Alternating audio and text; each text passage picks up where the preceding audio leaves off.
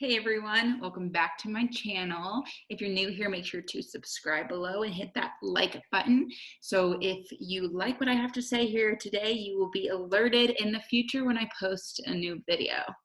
So today I want to talk about closing deals. Yes, closing deals, the thing that we all want to do if we have a business, if you're a sales rep, if you're a marketer, if you're an accountant, if you're a lawyer, if you're a dentist, anything, right? We all want to close deals. We all want more clients. But really, how do we close deals? Am I right? A lot of people, when they hear the word closing deals or sales, they jump and they run away because they're scared and they don't want to sound salesy and scripted and persuasive and annoying and I don't even know. What are some other words that people think about salespeople, right?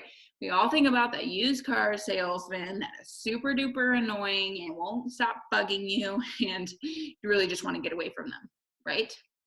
Is that what sales is? Well, today I'm here to tell you that's not what sales is, or that's not what it should be, and you do not have to be like that. So you have a business, you want more clients, but you don't want to close deals. That's odd. Well, guess what? If you want more clients, you're going to have to close some deals, and I'm going to help you do it the right way. So when you're in business, the reason that sometimes you're speaking to a salesperson and something just doesn't feel right, it sounds like maybe they're trying to scam you. Well, there's a reason for this. It's because that salesperson is just solely trying to close a deal, right? They don't actually care about you, your business, your needs, your wants, or what this product can do for you. They have their own little script and they go through it and then they hope that you say yes so that they can close deals and hit their quota or whatever the case may be. But when you're in business and when you're in sales, I highly recommend that you don't do that. The reason that most people are in sales is because they actually care about helping the person that they're speaking with. And as you as a business owner, the same thing is going to be required of you. Right? Why did you get into business? I'm sure it's because you don't want to scam over your friend down the street, right? You're doing it because you actually want to help them, because your product or service can actually help this person, right? You have a passion that you want to share for the world and you want to go and help people and help as many people as possible. And that is the mentality that you need to go into when you are closing a deal or when you have a sales call, right? Of course, we're all business owners. We all like to make money. We all like to close deals. That is just human nature for us to want to get more money and close deals, right? That is the entrepreneurial mindset behind us. However, it does not need to be sleazy. So when you go into closing a deal, there are a few things that you can do to really make sure that you are doing it the right way. So after you get a lead and someone is actually interested in learning more about your product or service, and you jump on the phone with them or you meet in person with them or whatever the case may be, a video call, the one thing that you must do on this call is stop speaking, right? The one thing you need to do is stop speaking. This first call is not about you. Let me repeat that. The first call is not about you. The first call is about the prospect that you are speaking to.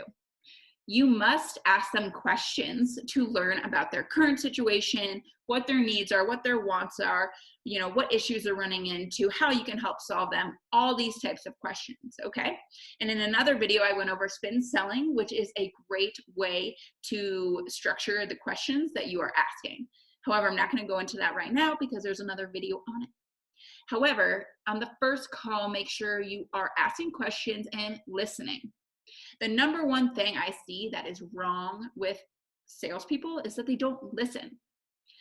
A lot of salespeople, a lot of business owners, we're so proud of our product.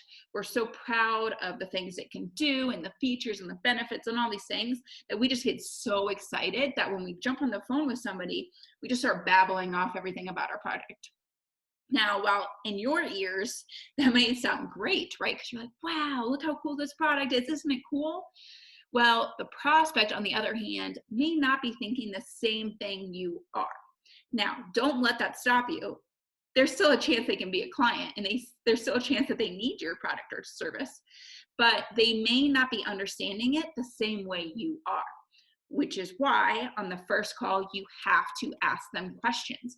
You have to listen to their current situation, their problems, their needs, their wants, all of that. I mean, think about a time when you had a terrible sales experience.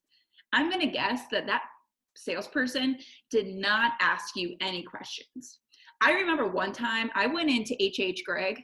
I don't even know if they're around anymore, but they were in an appliances store, a massive store, H Gregg. I remember walking in with my parents one time, and we were going in to look at fridges. When we walked in, the salesman came up to us and said, "Welcome to H Gregg. What are you here for?" And we said, "Hey, we're here to look at some fridges." Well, rather than asking us even more questions about why we needed a fridge or what type of fridge we're looking for, or do we want, the freezer on both sides, or do we want the freezer on the bottom? He didn't ask one more question. All he did was take us over to the freezers and start showing us all these fridges, fridges, whatever. He took us over and started just showing us all the stuff and saying, "Hey, look, this one distributes, or this one gives you water. This one makes ice. This one has like 4 different levels, blah, blah, blah, blah, blah." And while we did need a fridge, and it was great that he was talking about a fridge, he didn't know what we wanted in a fridge, or the price range that we wanted it in, or the color we wanted it. He didn't ask any of those questions. And I remember looking at my parents like, who is this guy and why is he talking so much? So the moral of that story is, just because you think that this fridge is really cool does not mean that the prospect likes that fridge. Sure, I need a fridge, but your needs may be different than the prospect's needs, which is why you have to ask questions.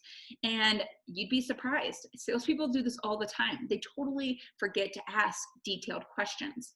And I don't just mean 1 to 2 to 3 questions. You should be asking 20 plus, and you should really be basing these questions off what they've already previously said. So now that you've asked all of the questions that you need to ask, and you have a great idea of what they're looking for, sometimes you can try to present the product at that moment and close.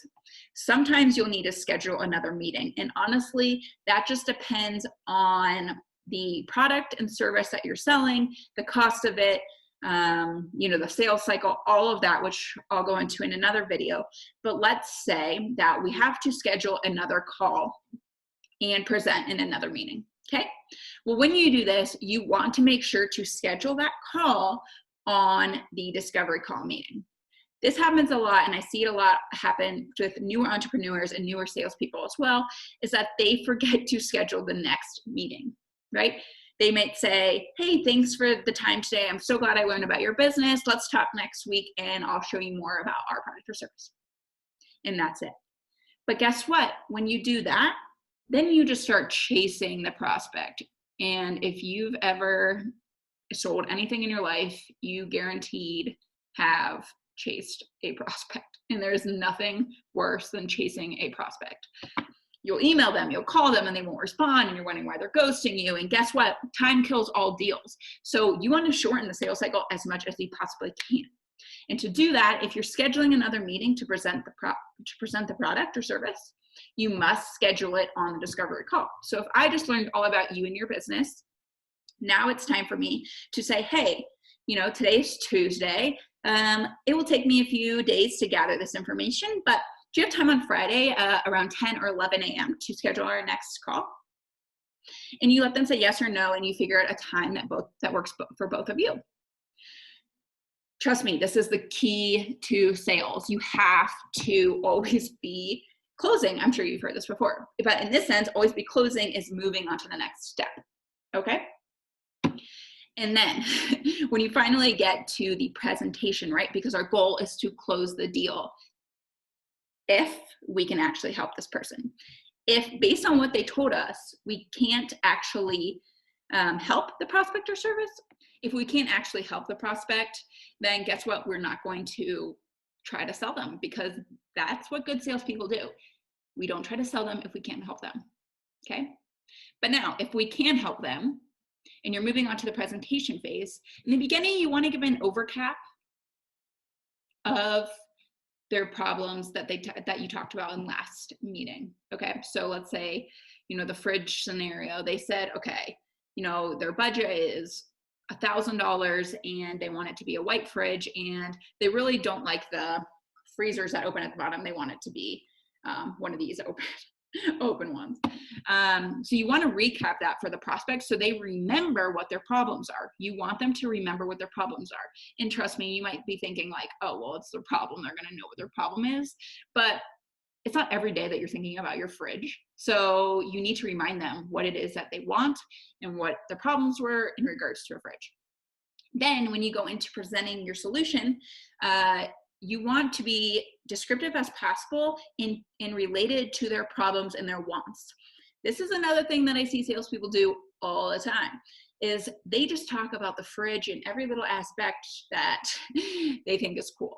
And that's great, but guess what? Once again, the prospect might not need those features of the fridge. So whatever that the prospect said that they want and that they need in a fridge is what you want to talk about in your presentation. And trust me, this will get you closes.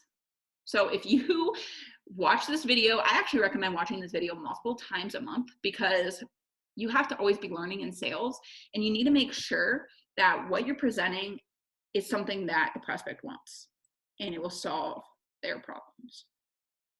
And then of course, you have to ask for the sale, you guys. Oh my goodness, so many times I see people get all nervous and they don't ask for the business. It doesn't have to be like, hi, will you buy this, right? You can say like, hey, like, what do you think about this product or service? Do you think this could benefit you? They say yes and say, great, when can we get started? It doesn't have to be so like salesy and scripted and annoying. Be honest, act like you truly are helping them, and ask them if they want to proceed with buying the tool or whatever the heck you're selling. Naturally, prospects will have objections, because it's just human nature for prospects to have objections. So you want to also be prepared to answer a lot of objections. And I will talk about objections in another video, because this video will last for hours if I talk about objections here. But closing the deal is crucial. So the two things that I want you to remember from this video is, one, listen to your prospect, ask them questions and listen to what they have to say.